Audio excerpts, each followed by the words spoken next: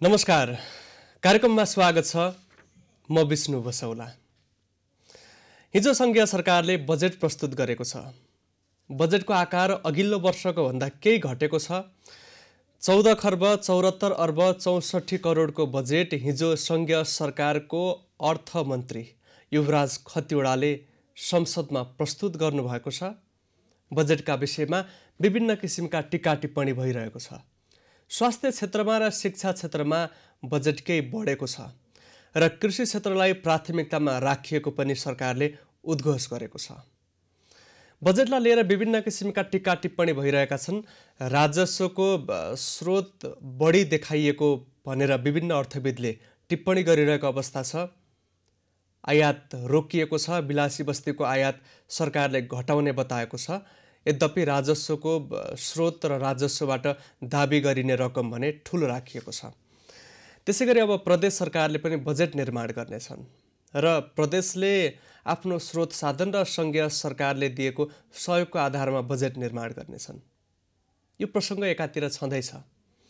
अर्कोतर्फ विश्व नै कोरोना संक्रमणले गर्दा त्रसित अवस्थामा छ र विश्वका सबैजसो क्षेत्र प्रभावित भएको छ। विश्वका 2/3 भन्दा धेरै जनसङ्ख्या लकडाउनको अवस्थामा छन्। करोडौं व्यक्तिको रोजगार कटौती भएको छ। सेवा क्षेत्रमा काम प्रभावित भएको छ। विकास निर्माणका काम अस्तव्यस्त भएको छ। त्यसैगरी विश्वको अर्थतन्त्र अब कसरी अगाडि बढ्छ भनेर अहिले आकलन गर्न सकिने अवस्था छैन। नेपालमा पनि सोही अवस्था छ। नेपालमा कोरोना संक्रमितको संख्या दिनानुदिन बढ्दै गएको छ र हरेक दिन संख्या बढी देखिँदै गएको छ। नेपालमा कुल 1042 जना व्यक्तिमा संक्रमण देखा परेको छ, जसमध्ये 73 जना व्यक्ति कचनाकवल गाउँपालिका झापाका रहेका छन्। त्यहाँको पछिल्लो अवस्थाको हामी जानकारी लिन्छौँ। हामीसँग संवादको लागि सम्पर्कमा रहनु भएको छ कचनाकवल गाउँपालिका झापाका गाउँपालिका अध्यक्ष अन्जर आलम। अध्यक्षज्यूलाई स्वागत छ। धन्यवाद। अब यहाँको स्थानीय तहमा धेरै व्यक्तिमा संक्रमण देखा परेको छ। हिजो मात्रै पनि 25 जनामा थप संक्रमण देखा पर्यो। उहाँहरूको व्यवस्थापन कसरी भइरहेको छ? त्यो 25 जनालाई हामीले हिजै धरान पठाएका छौँ बीपी मेमोरियलमा ट्रिटमेन्टको लागि ती हिजै पठाइसकेका छौँ।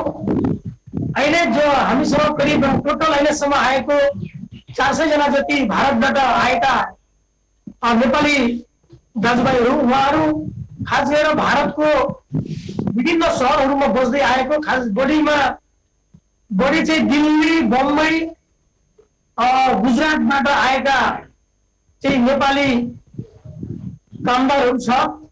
उहाँहरूमा यो संक्रमण देखिएको हो। खास गरेर कचनकवल गाउँपालिकामा चाहिँ हामी जुन स्थानीय बसोबास गरिरहेका जुन हामी कचनकवलवासीहरू छौँ, हामीलाई कचनकवलमा सिधै यहाँका नागरिकहरूले सिधै देखेको छैन। नेपाली दाजुभाइहरू जो भारतबाट आउनुभएको छ उहाँहरूलाई देखेको, जो अहिले क्वारेन्टाइनमै हामीले राखेका छौँ। अब क्वारेन्टाइनमा बस्नु भएका व्यक्तिमा संक्रमण देखिन थाल्यो। क्वारेन्टाइनभित्र अत्यावश्यक सुरक्षा सावधानी नअपनाइएको, सामाजिक दूरी कायम नभएर संक्रमण फैलिएको देखिएको विशेषज्ञ चिकित्सक र परीक्षण गर्ने ल्याबबाट दाबी भइरहेको छ नि, किन व्यवस्थापन हुन सकिरहेको छैन?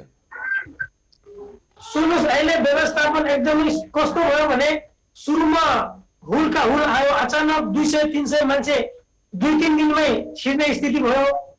त्यो अवस्थामा हामीले होल्डिङ सेन्टर भएर राखेका थियौँ र पछि हामीले त्यसलाई व्यवस्थापन गर्दै लग्यौँ। व्यवस्थापन गर्दै रहँदाखेरि अहिले त्यस्तो कन्डिसन छैन। अहिले एकदमै व्यवस्थित गरेर राखेका छौँ। खास गरेर उहाँहरू भारतबाटै संक्रमण भएरै आएको हो, म एकदम दाबी गर्न चाहन्छु। उहाँहरू यहाँ आएर संक्रमित भएको होइन। उहाँहरू भारतको विभिन्न सहरमै संक्रमित भएको, बाटोमा संक्रमित भएर चाहिँ यो स्थिति चाहिँ देखिएको हो। अब विभिन्न क्वारेन्टिनमा बसेका व्यक्तिहरूमा संक्रमण देखिएपछि सोही क्वारेन्टिनमा बसेका अन्य व्यक्तिहरूको परीक्षणको कामको लागि नमुना सङ्कलन गर्नका लागि पनि प्रभावकारी तरिकाले काम नभएको गुनासो आइरहेको छ। पछिल्लो अवस्था के हो? यो कस्तो भने हामीले वास्तवमा के अरे जुन टेस्टको कुरा छ, भिटिएमको कुरा छ, भिटिएम हामीले सुरुमा वास्तवमा भेटाइरहेका थिएनौँ, अवस्था एकदमै गम्भीरै थियो। खोजी गर्दा पनि हामीले सुरुमा नभेटाउने अवस्था थियो र केही जिल्लाबाट चाहिँ हाम्रो टेस्टहरू गरिरहेका थियो, तर अभावै थियो। अहिले हामीसँग अभाव छैन। हामी 500 किट भिटिएम आफै खरिद गरेका छौँ र 500 खरिद गरेपछि अहिले हामीसँग त्यस्तो अभाव नभएको र अरू 500 को हामीले अर्डर गरेका छौँ। अहिले अभाव छैन। अब त्यहाँ क्वारेन्टिनमा रहनुभएका व्यक्तिहरूको नमुना सङ्कलन गर्ने काम कसरी अगाडि बढ्छ? यहाँहरूसँग तालिम प्राप्त स्वास्थ्य कर्मीको अवस्था पर्याप्तता कति छ? अहिले हामीले हाम्रै स्वास्थ्य कर्मी मार्फत गरिरहेका छौँ। यीको ल्याबका साथीहरूले गरिराख्नु भएको छ। हामीले अहिले हिजो पनि हामी जुन फर्स्ट लटमा 105 जनाको टेस्ट भएको थियो, त्यो 105 जनामा तपाईँको के अरे 33 जना देखिएको थियो। त्यो 33 जनामा बाँकी रहेको जुन बाँकी रहेको थियो उहाँहरूको पनि हिजो दोस्रो पटक चेक भएको छ। हिजो दोस्रो पटक हामीले आफ्नै के अरे 500 जुन किट भिटिएम किट मगाएका छौँ, त्यसैबाट दोस्रो पटक पनि चेक भएको छ। उहाँहरू पहिला नेगेटिभ देखिएको थियो, फेरि नेगेटिभ देखियो भने उहाँहरूलाई घर पठाउँछौँ हामी। अब क्वारेन्टिनमा धेरै व्यक्ति भएको त जानकारी गराउनु भयो। हामीलाई टेलिफोन संवादबाट क्वारेन्टिन व्यवस्थापन नभएको भनेर लगातार गुनासो आइरहेको छ।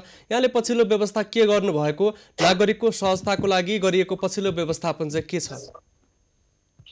पछिल्लो व्यवस्थापन हामीले एकदम जो सुधार गरेका छौँ। जस्तै बनियानी लक्ष्मी माध्यमिक विद्यालयमा हामीले एकदमै 130 सिटको व्यवस्था गरेका छौँ। त्यहाँ त्यो 130 सिटमा एकदमै तपाईँको सोसियल डिस्टेन्समै छ र त्यहाँ एकदम व्यवस्थापन धेरै नै राम्रो गरेका छौँ। त्यहाँ त्यस्तो किसिमको चाहिँ अहिले भनौँ न, अहिले चाहिँ त्यस्तो किसिमको अवस्था छैन।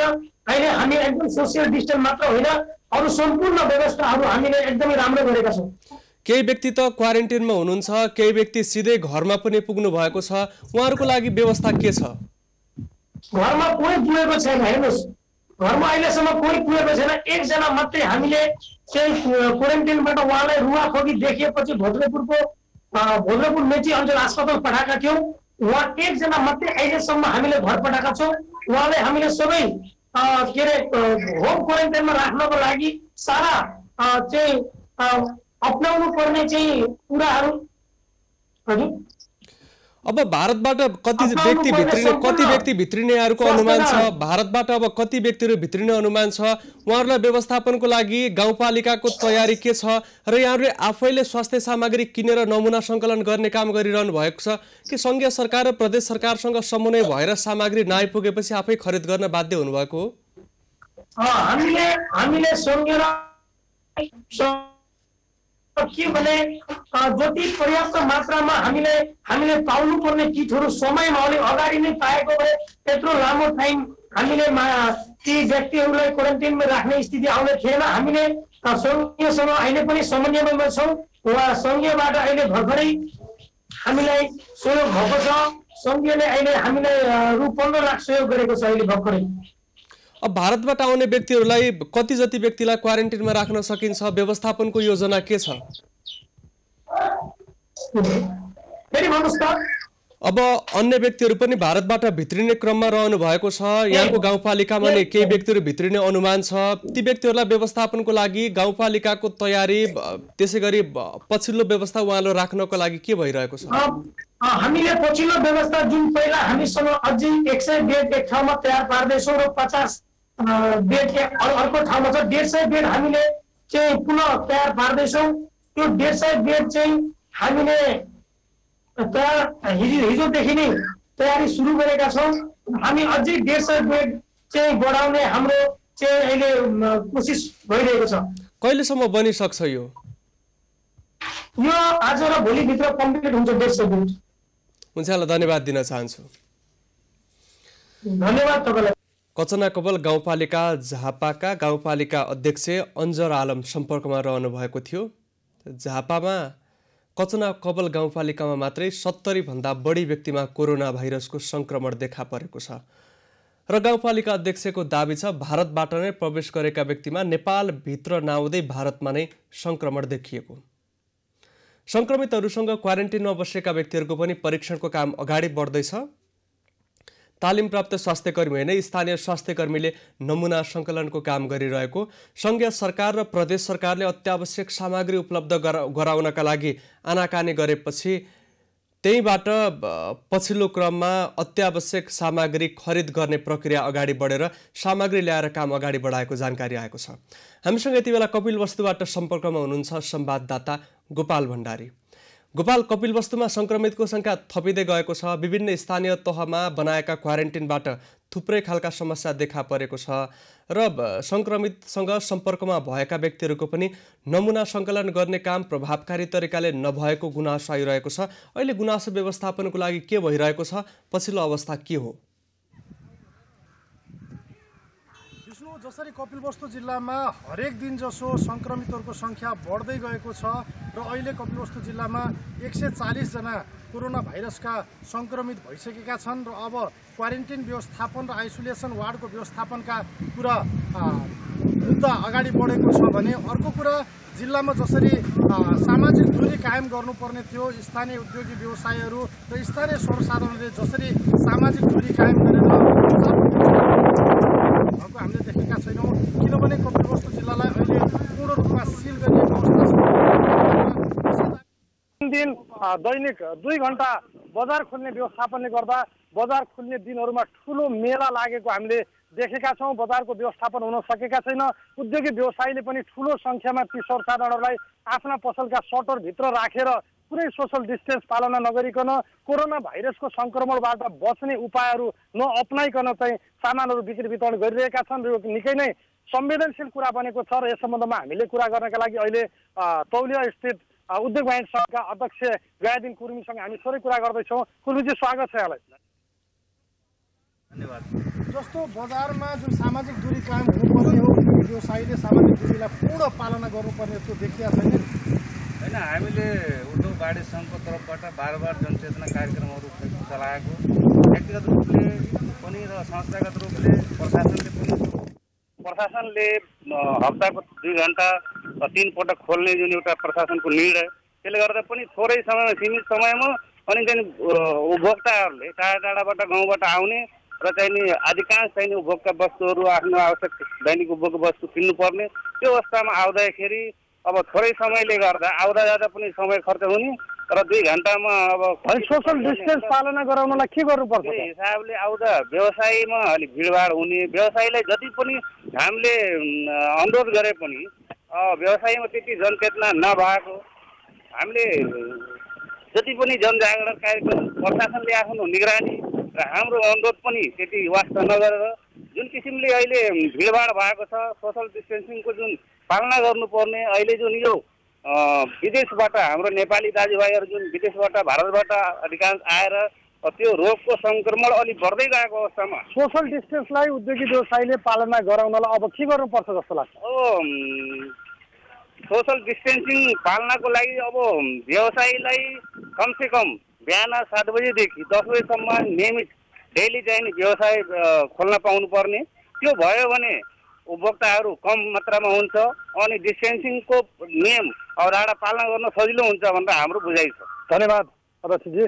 जसरी विष्णु, निश्चय पनि हप्तामा 3 दिन मात्र बजार खोल्ने र दैनिक 2 घण्टा खोलेका कारणले गर्दा खुल्ने दिनहरूमा तौलिया सदरमुकाममा ठुलो मेला लाग्ने गर्छ। यसको व्यवस्थापनका लागि हरेक दिन जसो दैनिक 2 घण्टा 3 घण्टा अति आवश्यकका वस्तुहरू का पसलहरू खोल्ने व्यवस्थापन गर्यो भने मात्र सोसल डिस्टेन्स पालना हुने हामीले देखेका छौँ भने अर्कोतर्फ जिल्लामा क्वारेन्टिन र आइसोलेसन वार्डका व्यवस्थापनका कुरा छ र अहिले कपिलवस्तु जिल्लामा सबैभन्दा बढी मात्रामा कोरोना भाइरस सङ्क्रमण भएको यशोधरा गाउँपालिका रहेको छ र त्यो यशोधरा गाउँपालिकाका प्रमुखसँग हामी थोरै कुराकानी गर्दैछौँ। हामीसँग हुनुहुन्छ यशोधरा गाउँपालिकाका प्रमुख गिरिजेश कुमार पाण्डे। पाण्डेजी, स्वागत छ यहाँलाई। धन्यवाद। जसरी यहाँको गाउँपालिकामा ठुलो सङ्ख्यामा कोरोना सङ्क्रमितहरूको सङ्ख्या बढ्दै गइरहेको छ, यसको व्यवस्थापनमा पछिल्लो समयमा के प्रयास गर्दै हुनुहुन्छ? अब यसको व्यवस्थापनमा चाहिँ नि के अरे प्रदेश सरकारसित हामी बारम्बार चाहिँ नि के अरे विनती गऱ्यौँ, रिक्वेस्ट गऱ्यौँ मिडिया मार्फत र चाहिँ प्रदेश सरकारले जुन तरिकाले PCR मगाउनु पर्ने, RDT मगाउनु पर्ने, जस्तै मानिलिउँ कुनै गाउँपालिकामा चाहिँ नि के अरे 500 छ र कुनै गाउँपालिकामा चाहिँ नि 1000-1200 छ।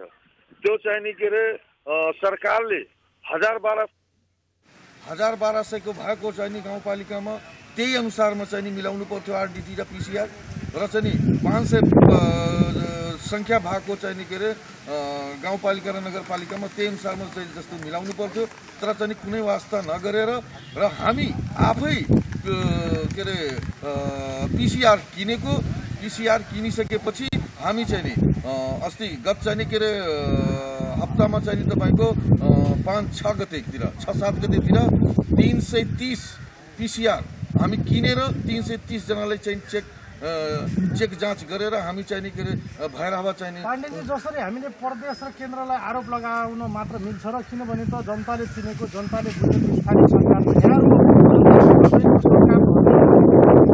सरकार त हो तर चाहिँ अरू यो पिसिआर चाहिँ नि जस्तै आरडिटी चाहिँ नि व्यवस्था मिलाउने त प्रदेश सरकारको हो नि नीति पर्याप्त मात्रामा छ तपाईहरु गर्न सक्नुहुन्छ त त्यो चाहिँ नि के अरे त कुनै चाहिँ नि हामीलाई चाहिँ नीति निर्देशन आउनु पर्यो नि यो बजेटबाट चाहिँ तपाईँ संशोधन गरेर चाहिँ नि पिसिआर र चाहिँ नि के अरे आरडिटी किन्न सक्नुहुन्छ तपाईँ यो व्यवस्थापन गर्न सक्नुहुन्छ अस्ति भर्खर के कुरा आयो भने कपिलवस्तु बहुमुखी क्याम्पसलाई चाहिँ नि आइसोलेसन चाहिँ नि बनाउने त्यो नबनाएर पछि चाहिँ नि के स्थानीय प्रशासन सिडिओ साहबले प्रत्येक पालिकालाई चाहिँ अध्यक्षलाई के भन्नुभयो भने आफ्नै चाहिँ नि के अरे गाउँपालिकामा चाहिँ आइसोलेसन बनाउने भनेर हामी त ढुक्क थियौँ कि चाहिँ नि के अरे प्रदेश सरकारले चाहिँ नि मगाइरहेछ चाहिँ बनाइरहेछ यो चाहिँ नि के अरे बहुमुखी क्याम्पसमा त्यो नभएर हामी आफै अब जसको पूर्वाधारहरू छैन जसको ठुलो अस्पतालहरू छैन जसको ठुलो चाहिँ नि के अरे अरू ठाउँहरू छैन त्यो कहाँ आइसोलेसन बनाउने ठाउँ नै छैन लगायत जिल्लाका थुप्रै क्वारेन्टिनबाट सरसामानहरू भागिरहेको अवस्था छ तिनीहरूको समाजमा गयो भने त झन् कोरोना संक्रमण फैलाउन सक्छन्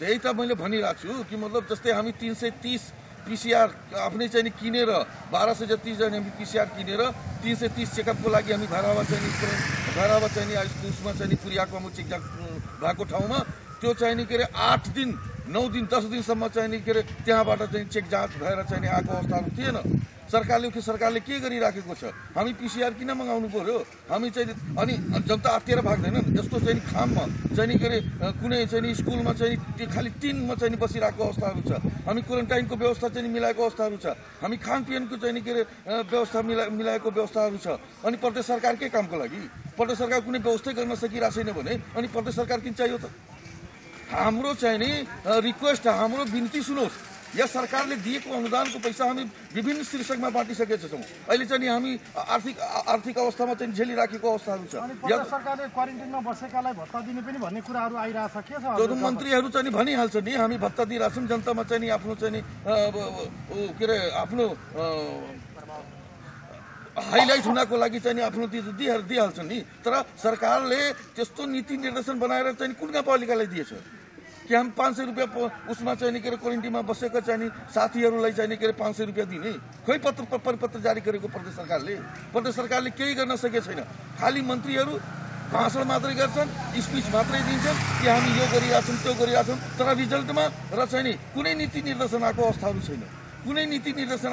छैन कुनै पत्र जारी भएको अवस्थाहरू छैन त्यस हुनाले खालि वाकवा खालि बकवास मन्त्रीहरूले चाहिँ के अरे हामी यो गर्छौँ त्यो गर्छौँ मन्त्रीजीहरूले भन्दै हिँडेको कुरा झुटो एकदम झुटो किनभने साँचो हुन्थ्यो भने त्यो परिपत्र चाहिँ प्रत्येक गाउँपालिका नगरपालिकामा आउनु पर्थ्यो क्वारेन्टाइनमा चाहिँ 500 रुपियाँ दिनु पर्यो 2 रुपियाँ दिनु पर्यो 1000 रुपियाँ दिनु पर्यो त्यस्तो खोइ परिपत्र जारी गरेको छैन नि त त्यो हामीसित आएकै छैन अहिले अनि पछिल्लो समयमा क्वारेन्टिनमा रहेका तिनीहरूको स्वाब परीक्षणबाट कोरोना पोजिटिभहरूको सङ्ख्या पनि बढ्दैछ र यसको व्यवस्थापनमा के योजना छ यसको व्यवस्थापनमा अस्ति भर्खर चाहिँ कपिलवस्तुका मेयर किरण सिंह दाजुलाई र चाहिँ हामी वार्ड नम्बर 11 को रेहरा भन्ने ठाउँमा 7 चौकीमा चाहिँ हामी गरेको 50 बेडको चाहिँ त्यो अस्पताल रहेको छ त्यो एकदम स्वतन्त्र र चाहिँ के अरे गाउँभन्दा बाहिर पनि त्यो सरकारको पनि हो त्यो सम्पत्ति र त्यहाँ आदरणीय हाम्रो चाहिँ के अरे मेयर साहब किरण दाई उहाँलाई चाहिँ रिक्वेस्ट गरेर विनती गरेर उहाँलाई चाहिँ यशोधरालाई